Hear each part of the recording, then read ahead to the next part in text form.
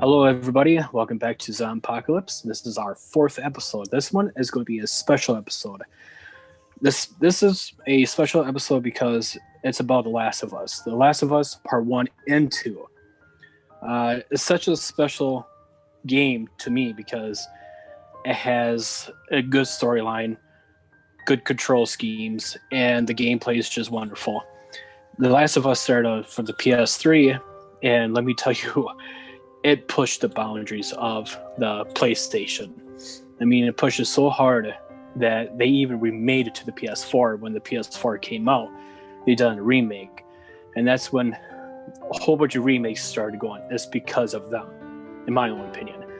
But another reason why this is such a special episode because it asks you, the fans of The Last of Us, from subreddit The Last of Us Part 2, to ask me and Axton questions about the game. Unfortunately, Axton hasn't played the game yet, but I know he's been really wanting to to play the game. Got that But right. I haven't done the introduction to Axton, but he's back. Finally, he's back from our first episode. Yeah, finally back. Mm-hmm. And the reason why he's been gone so long, he finally got married. Yep, after 4 years. Oh yeah, man.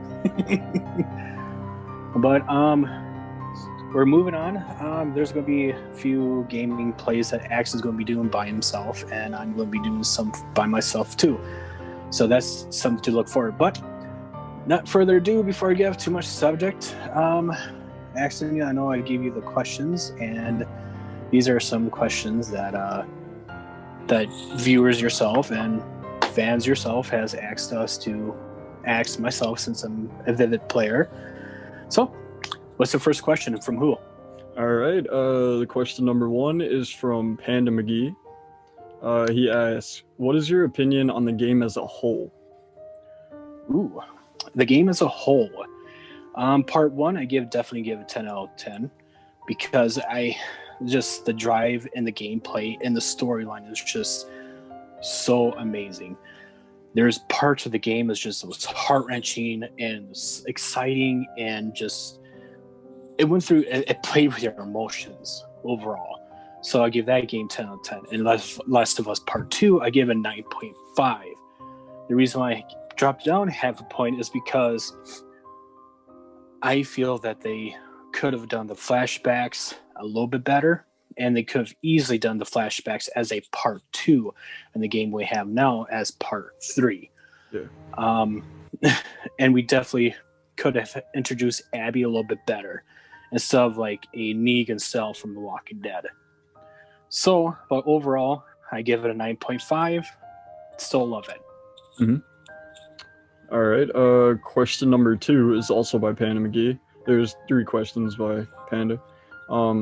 Second one, do you believe Joel's death suited him, or was it rather unrealistic and improbable? I honestly think it did suit him because Joel, as if people know who Joel was, he was a traitor and a smuggler. He smuggled things and even people to different areas, to different groups, and he was smuggling Ellie to the Fireflies. And during that time of ending part 1, Joel shot a doctor, which we find out that it was Abby's father. So she wanted revenge on Joel. And so I hate how it's cliche. It was like kind of Negan style with a bat, but this time with a golf club.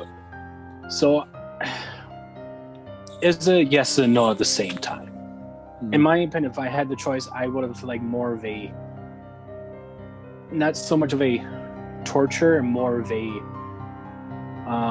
quick death, that have Ellie there and watching him just die. Boom. So that's my for that answer for that second question. Yeah, that sounds pretty crazy. All right, question number 3. What are your thoughts on the DLC for Part 2 and The Last of Us Part 3, I think? I think I think it was maybe The Last of Us Part 3. I think maybe got a little confused because there's no Part 3, but I think there will be a Part 3. How's the ending was so open. Yeah. But my thoughts for the DLC, I like it because they have different type of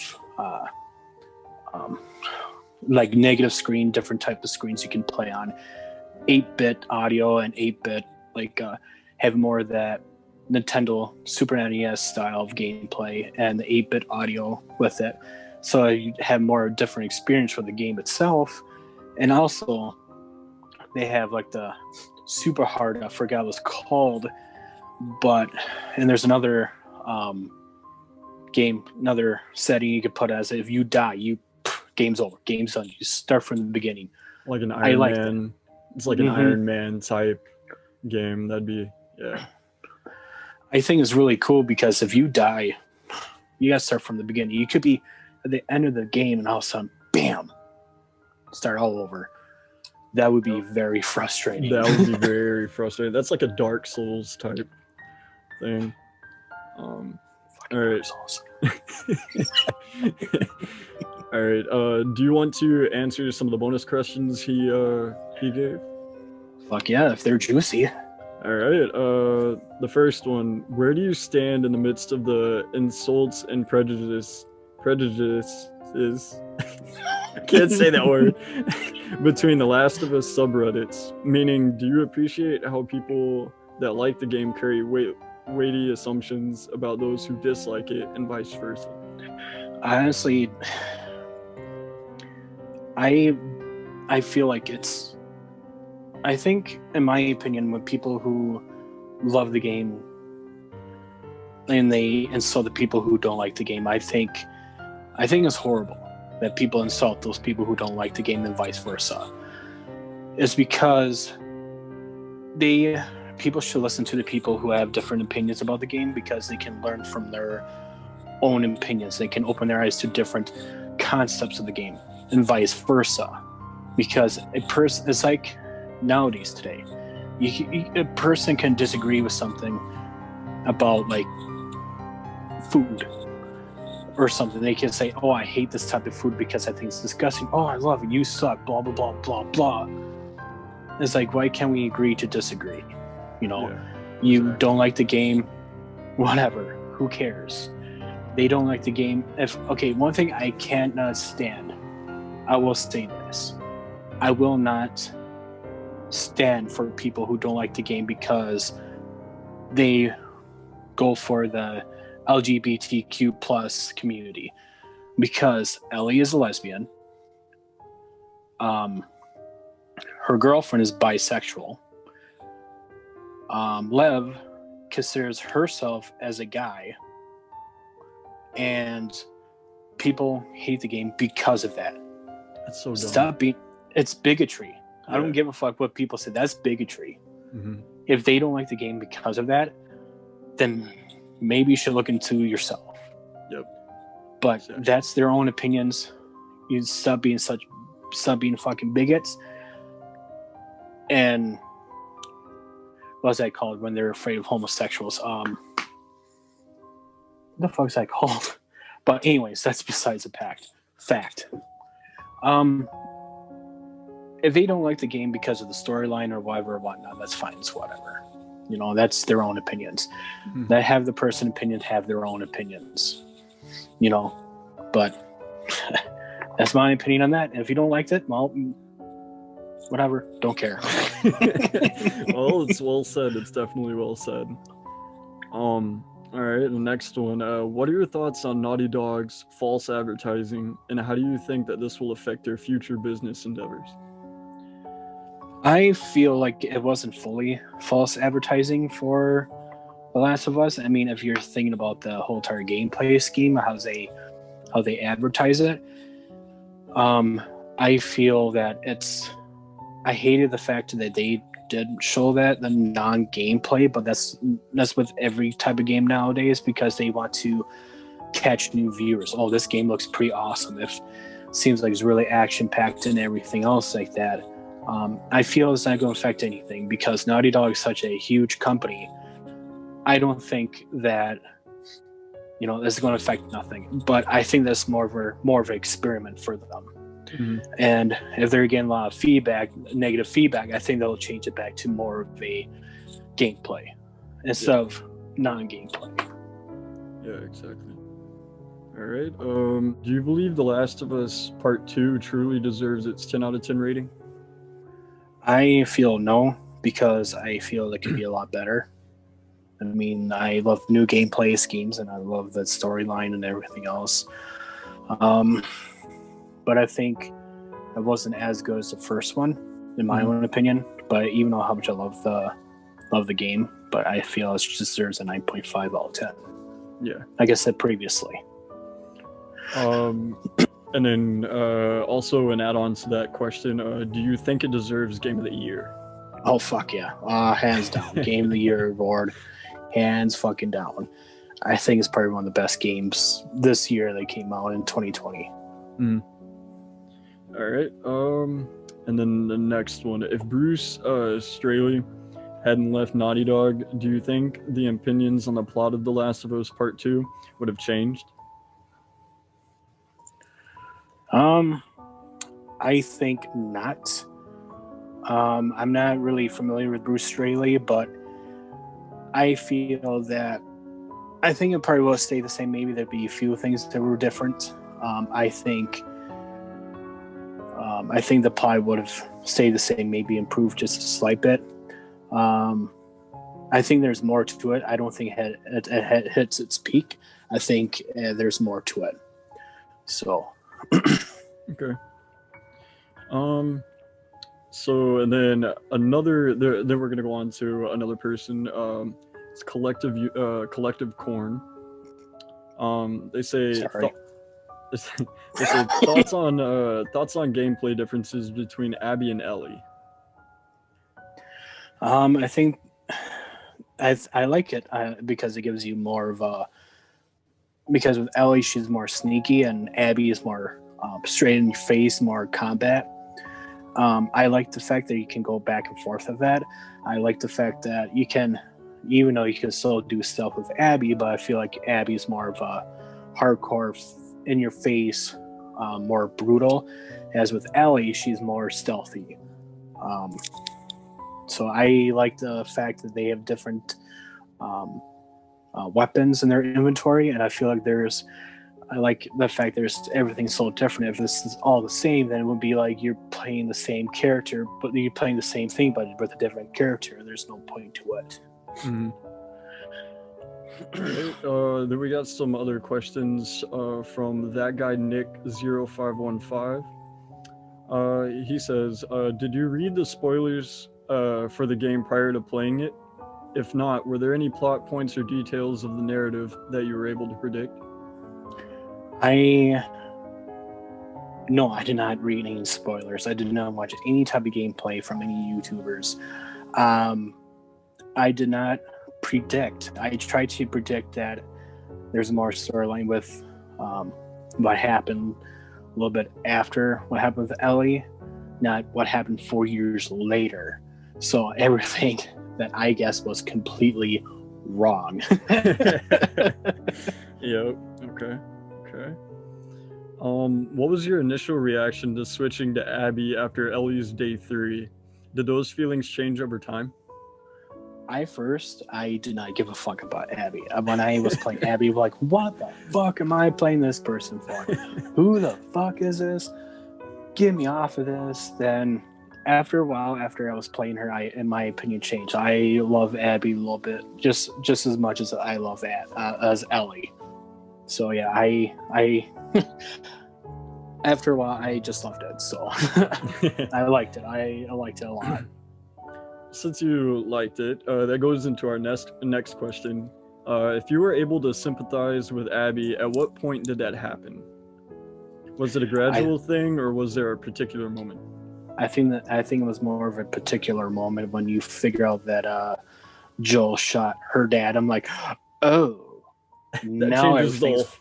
Oh, it just everything that changes the whole thing. Oh my god! Everything just falls right into place. It's like, oh, because like I try to put myself in their place, and I thought to myself, if I was you know, if that happened to my dad, yeah, I would do the same fucking thing. Fuck you. Yep. All right. What was your favorite moment while playing? Oh my god. There's so many good moments. I have to say, I think of the most. I have to go with an emotional moment when, towards the end of the game, Abby was dreaming, and you see, because like every time Abby goes to sleep, you see like moments in time in her dreams that seeing her dad's dead, or there's a whole bunch of death, and the very last part, I felt like she got some closure, and you see her dad standing there as she opens the door to the hospital, into the room that Ellie was getting her surgery done, and it's just like, finally she got some peace in her inner peace, pretty much, because everybody's battling with something inside, and I feel like that she's got some inner peace, and that's I think that's a good moment of the game.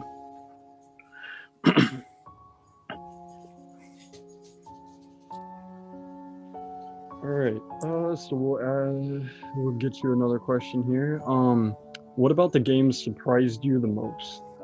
I think that what surprised me the most is another main character, Abby. That what surprised me the most is have to play a different character besides Ellie, and to the second part to that answer is how much alone time you have with playing those two characters, because I feel like 75% of the time you're alone doing missions, which I like because it gives you that feeling of well, not abandonment, more like excuse me, you're doing this alone, you're alone, and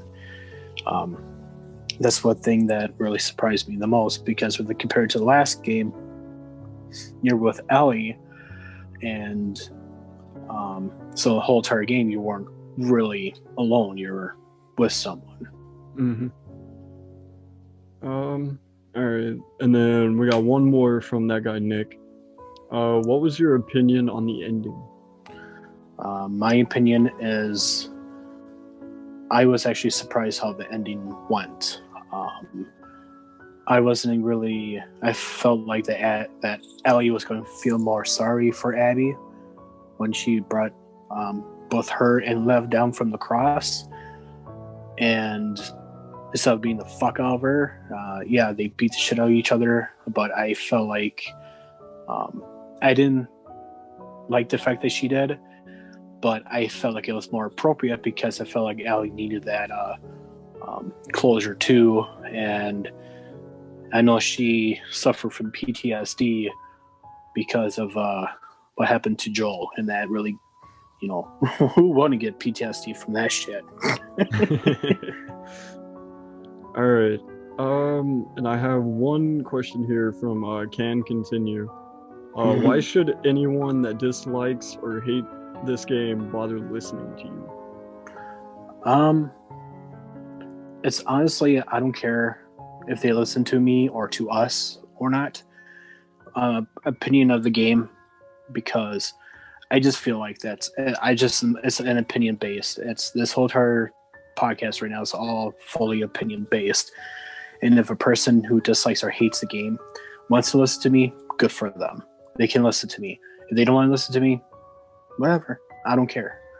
I mean, if you don't want to listen, if Can Continue, if you don't want to listen to this podcast, I don't care. We don't care. I'm sure there's many subjects that you will listen to us. So moving on from the next question. All right. And then we got a couple here from Abul XO. How did you generally feel about playing as Abby? I think I answered the question earlier. We'll answer it again. My general opinion about playing with Abby, I actually enjoyed it from the fact that it's different combat schemes, and so it gives it a different look in the game and combat. So I really enjoyed it. Hopefully they will continue that. Did you feel it was too long as playing as her? And did you honestly care about her story? At first, I did not care about it until I continued playing on. Like I previously said, I wish they introduced Abby a little bit more than how they did in this game. I think it wasn't long enough for both sides. I felt like they could have extended the story a little bit more, how Ellie travels and how travels to different areas, what problems they ran into. I would have loved it even more if they'd done that. But that's me though, because I like post-apocalyptic games. I love these type of games overall. Yeah, they are really great. Mm-hmm. And most importantly, how did you feel about the theater scene where you try to hunt down Ellie as Abby? I didn't like it. I fucking hated it because they're going after those two were going after each other, and those two are my favorite characters. So I absolutely hated it, but I understood because you see your friends dying left and right, and you think it's this one person, and come to find out it was Ellie, and you're like, oh my fucking god. And So where'd that come from? yeah, and she said, I gave you this one chance, and now you blew it now, and they were fighting and stuff like that. So it is what it is. It's good part. It's a good storyline. You can't have everything you want. And we got one here from Standing Still. Regarding to the end of the chapter where Ellie went back to the farm, there is so much interpretation of that scene. Did Ellie come to Jackson because she went back to the farm after Santa Barbara was wearing a Dinah bracelet? Dina's. That's her name. Dina. I haven't played the game, as you can tell. Yeah. At that time, Ellie going to Santa Barbara, she didn't wear the bracelet. But when Ellie went back to the farm, she found out that her stuff is still in the house, while other stuff is gone. Clearly, she remembers that Dina will not wait for Ellie anymore. And lastly, after Ellie left the guitar and all of her stuff, she used the same road when she hunted squirrel and not using another path. Because when that squirrel hunt scene, when Tommy visited, Ellie saw a horse, but she didn't know who was in the house. So clearly, Tommy using the other path. What is your opinion about the ending? About this ending? Correction. It wasn't a squirrel. It was a rabbit. That's a rabbit trail, not squirrel. Okay. But either way, it's still a small game. I feel like that Ellie did come to Jackson to give, for Dina to give birth to her little baby boy. Then they moved out to the farm. To that ending, I wish they would have left it off to that ending right there instead of continuing on. I wish they just would have left it off of Ellie leaving to Santa Barbara. Santa Barba. Santa Barb. Fuck it, I'm saying Santa Barb. Yeah. Santa Barb. Because it will have left the ending so much more open, and you will have raised so many more questions, and boom, bigger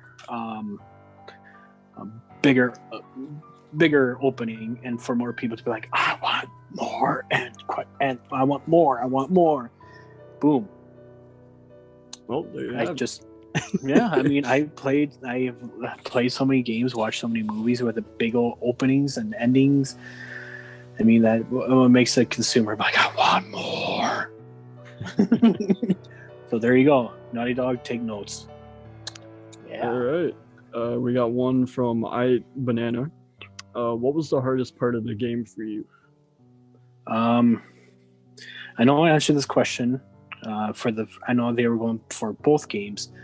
The first one was for The Last of Us Part 1. I have to say it was more of the when you first got introduced of the big monster. It was like the level 4 of the infection. I think that was the hardest part. It was you're in the school and you're in the gymnasium. That's the scene. I feel that was the most hardest part. I forgot what the monster's name, but they called it. And for The Last of Us Part 2, it's called the Rat King. You're in the hospital underground, and you're pretty much all the fucking monsters you ran into all mashed into fucking one, called the Rat King. Let me tell you, man, that That's the hardest part. Even though I had infinite ammo and everything else like that, it was so hard. I at least died once. Mhm. So because I just haven't, even though I played it through a second time, I'm currently playing through for the second time.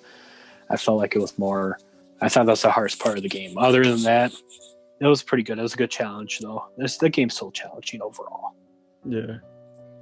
And then we have a couple last questions here from Fishbone underscore 76. Fishbone. Fishbone. How did you feel when you had to fight Abby at the end, especially when you were forced to hit her while she begged you to stop while she was on her knees? I didn't want to do it. I wanted to stop. I wanted to fucking stop. It's like, just stop, man. Just fucking stop. Too much forcing pain. me. Too much pain. My heart, man. Just fucking stop. Just kiss and make up. That's funny. And then we have the last question here of the video. How often have you played through part 1, and does the end when Joel carries Ellie out of the hospital make you cry? Ooh, good fucking question. Good question. I'm going to let that sit there for a minute there. Bring it in, people. Very good. Very good question. Love it. Thank you, Fishbone underscore 76. I played part 1 like 5 times at least 5 times over. I'm probably exaggerating, maybe 3 or 4 times.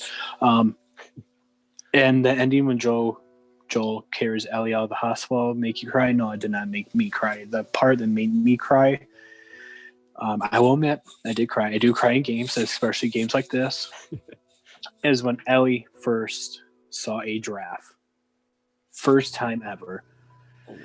You're going through this hell, and she's like done with the trip, and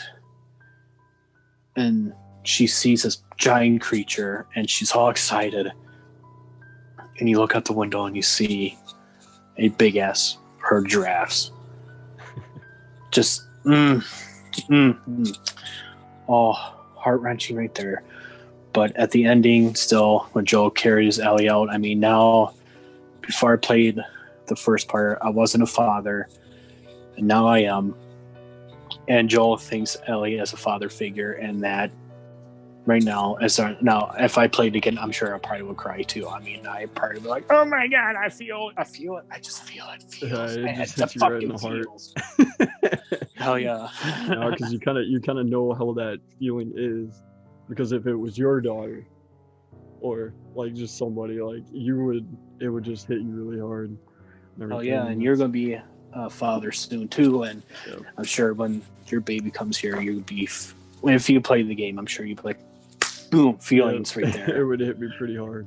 Hell yeah, man. I think, was that all the questions? Yep. That seems like it's all of them here. All right. The next one, I do have a special video I did. One of my friends, I did talk to him. I call him a hater because he did hate the game because of Joel dying. And I did the next part of the video I will add into it. He's my good friend of mine. His name is Neil. And he stopped playing because of Joel dying. And I did talk to him a little bit. I told him, he's just, side note, he's a good friend of mine. I told him to pull up his panties and continue on with the game. I'm not saying for all the rest of the haters out there. I'm sure all of you give the game a chance and everything else like that. But when I say that, I just don't say I'm telling all haters to pull up their panties and play the game. I'm just telling him that because him and I have been friends since I was 18 and I'm 32. So put the math together. Long time. Yes. So don't take offense with me just telling him to pull up his panties and continue on the game. So with that being said, I hope you guys enjoy this Q&A. I hope you guys enjoy the next part of the video too. What you guys are seeing right now, if you're watching on YouTube, if you're watching it, you see me. The gameplay I'm playing is towards the end of the game. But overall, I want to thank you guys for watching this video. Be sure to hit the subscribe button, the bell, and join the Horde today. And we'll try to upload more videos weekly, podcasts, episodes weekly. I'm happy Axton's back. Yay! Happy to be back. But hopefully we do some more episodes. The next subject I really want to do is do a part 3 of real ghost stories. I know Axton said that his dad went through some awesome shit. Pretty interesting stuff. So I'm going to be sharing more ghost stories for sure. I'm going to be looking up on Reddit and Facebook and stuff like that to share more ghost stories with you guys since it's October. So hit that bell and plus look for Axton's videos for his upcoming game. What game are you going to be playing? I'm going to be playing Blair Witch in the Dark. So, yeah, it's going to be pretty awesome. I should have part 1. I don't know when this video will come out, but I should either have part 1 out or coming out. So be sure to check out that. It's going to be one fun ride. And if part 1 is out before this video comes out, look for part 2. And I'm thinking about doing some, I'm going to be asking you guys what game I should play. I'll give you guys some options for me, what horror game you guys want me to play next. So with that being said, thank you guys for joining us today and be sure to join the Horde. Join the Horde. See you guys. See you.